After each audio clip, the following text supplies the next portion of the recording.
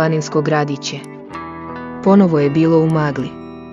Na brzinu sam skuvao jutarnji čaj i počeo da skupljam misli. Da ih ne ostavim magli da ih proguta.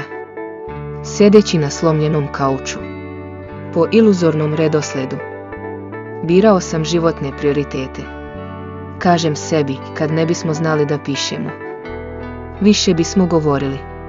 A kad ne bismo mogli da govorimo, više bismo slušali i osjećali. Hajde da krenemo jedno ka drugom, tražeći se kroz maglu, puni nade i velike potrebe, da budemo ponovo zajedno, zagrljeni, dodirnuti jedno s drugim. Vreme prolazi. Ljudi dolaze i odlaze. Malobrojni ostaju.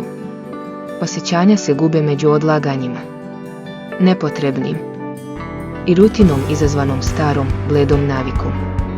Ostaju nam samo sećanja.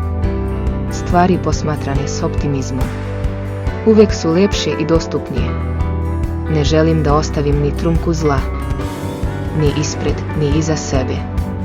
Očekujem da svaki dan bude lep i živim ga na taj način. Stvarajte sebi lepe trenutke. Prestanite da živite za sutra. Živite za danas. Prestanite da živite za druge. Živite za sebe.